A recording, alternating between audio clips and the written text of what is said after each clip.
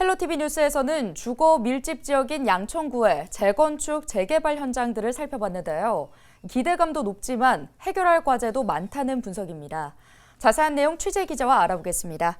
신 기자, 우리 지역의 정비사업 현장들을 돌아봤다고요? 네, 맞습니다. 서울 양천구에는 현재 목동 아파트 포함 총 22개 지역이 재건축을 하고 있고요. 또 모아타운 등 39곳이 재개발 사업을 추진하고 있습니다. 재건축과 모아타운, 공공 민간 재개발을 추진하는 주민들을 만나서 이제 세 차례에 걸쳐서 현장 분위기를 살펴봤는데요. 안전진단 통과 등 가시적인 성과가 나오면서 기대감이 커진 모습이었습니다만 실제 착공과 입주까지 해결해야 할 과제도 많이 보였습니다. 네, 차근차근 살펴보겠습니다. 우선 현재 사업이 어느 단계까지 와 있는지 짚어보죠. 네, 재개발 재건축 사업은 크게 보면 계획과 실행, 완료 단계 등 총 3단계로 구분할 수 있는데요. 화면을 통해서 좀 자세히 설명드리겠습니다. 이제 목동 아파트의 경우에는 안전진단을 통과했고 신월 1동의 경우는 관리지역으로 좀 지정 고시가 됐습니다. 신월 7동 재개발 사업도 관리지역 지정 고시를 앞두고 있거나 또 이제 진행될 상황인데요. 이제 자세하게 좀 표시를 해보면 안전진단이나 정비구역 지정의 경우 모두 계획 단계입니다. 한마디로 아직 시작에 불과하고요. 조합 설립이라든지 관리 처분 인가, 이주 및 철거 등 다양한 또 굵직한 절차들이 남아있는 상황입니다. 문제는 각 단계별로 주민 동의와 또 심의 절차 등이 오래 걸린다는 것이고요. 각종 소송에 휘말리는 경우도 많다는 건데 이 내용은 인터뷰로 들어보겠습니다. 정비 사업에서 사업 기간이 길어지는 이유는 조합 내부의 갈등, 조합과 시공사의 갈등, 조합과 지자체의 갈등이 있기 때문에 소송에 한번 걸리면 3년, 5년 가는 경우들도 있거든요. 아무리 절차를 단순화시켜줘도 내부 갈등이라든지 사업성이 나오지 않으면 사업이 빨리 진행되기는 어렵습니다.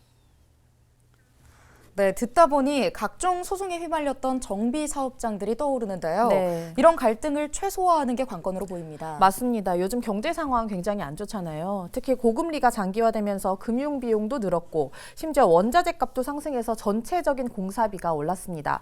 이렇다 보니까 정비 사업을 중심으로 조합 내부 또는 조합과 시공사 간 갈등이 이어지고 있는데요. 대표적으로 저희 뉴스에도 나왔습니다만 은평구 대조 1구역의 경우 조합 내분으로 시공사가 공사비를 받지 못하면서 결국 사업이 중단되는 상황도 있었습니다. 이런 것들을 예방하기 위해서 정부는 최근 표준공사 계약서를 마련했습니다. 앞으로 시공사는 조합의 공사비 세부 내역을 계약 체결 전에 밝혀야 하고요.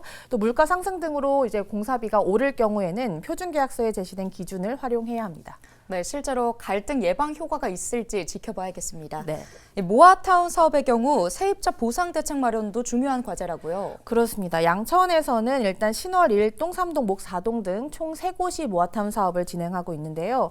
세입자 대책 마련이 좀 시급한 상황입니다. 모아타운은 재개발 사업과 달라서 이제 세입자 손실보장 대책 마련의 의무가 없는데요. 2년 전에 서울시가 이제 사업 시행자가 세입자에게 이주비 등을 지원하면 용적률을 완화해준다던가 이런 내용의 조례를 개정했습니다만 이 또한 권고 사항에 그치고 있습니다. 그 때문에 세입자를 위한 법적 보상 근거를 마련해야 한다라는 지적이 잇따르고 있습니다. 이 내용도 전문가 인터뷰 통해 자세히 들어보겠습니다. 세입자 대책이 다 빠져 있다라는 거죠. 주인은 소유권을 가지고 있지만 세입자도 엄연히 점유권을 가지고 있는데 그 점유권 자체를 전혀 무시했다라는 거죠. 거기에 대해서 그 대책이 좀 나와야 될 거고. 네, 말씀대로 세입자 대책 마련이 좀 필요해 보입니다. 네.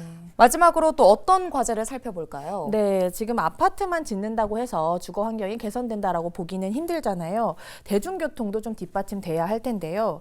대장 홍대선이 내년 착공에 들어갈 예정이긴 합니다만 이제 이런 정비 사업으로 인해서 인구수가 늘어나게 되면 그 수요를 뒷받침하기 위해서 목동선 등 경전철도 들어서야 한다라는 주민 목소리가 높습니다.